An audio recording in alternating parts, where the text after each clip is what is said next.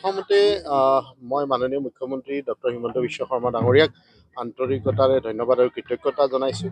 বিশেষকৈ চাহ বাগিচা বা চাহ জনগোষ্ঠীৰ যি ২০০ বছৰীয়া ইতিহাস বা ২০০ বছৰীয়া জয়ন্তী উপলক্ষে তেওঁ এটা বলিষ্ঠ পদক্ষেপ লৈছে যে চাহ জনগোষ্ঠী বা আদিবাসী সম্প্ৰদায়ৰ যি সংস্কৃতি বা তেওঁলোকৰ যি ঝুমুৰ নৃত্য, এই ঝুমুৰ নৃত্যক বিশ্ব দৰবাৰত প্ৰতিষ্ঠা কৰিবৰ কাৰণে তেখেতে বিচাৰিছে আৰু তাৰ বাবে তেখেতক বিশেষভাৱে ধন্যবাদ জ্ঞাপন কৰিছোঁ।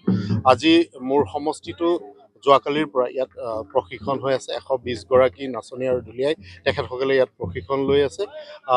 আমাৰ বাবে আচলতে এটা গৌৰৱৰ বিষয়, যেনেধৰণে আমি বিহু নৃত্য আমি বিশ্ব অভিলেখ কৰিছিলোঁ আৰু আমি সকলোৱে জানো সমগ্ৰ বিশ্বই আচলতে অসমক চিনি পায় চাহৰ কাৰণে, আৰু সেই চাহৰ বা সেই চাহ জনগোষ্ঠীৰ যি সংস্কৃতি বা নৃত্য আজি বিশ্বই চিনি পাবলৈ কাৰণে গৈ আছে, আৰু ইয়াৰ মুখ্য ভূমিকা আচলতে মাননীয় মুখ্যমন্ত্ৰী ডক্টৰ হিমন্ত বিশ্ব শৰ্মা ডাঙৰীয়াই লৈছে।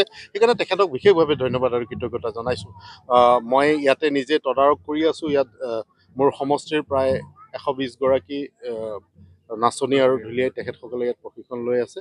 যথেষ্ট ভালকৈ ইয়াত প্ৰশিক্ষণ লৈছে। মই শুভেচ্ছা জ্ঞাপন কৰিছোঁ সকলোকে, যাতে আমি ভালকৈ নিজৰ নৃত্য, নিজৰ সংস্কৃতিক আমি যাতে উপস্থাপন কৰিব পাৰোঁ আৰু মাননীয় প্ৰধানমন্ত্ৰী নৰেন্দ্ৰ মোদী ডাঙৰীয়াৰ সন্মুখত আমি যাতে আমাৰ নৃত্য আৰু আমাৰ সংস্কৃতিটো আমি দেখাব পাৰোঁ।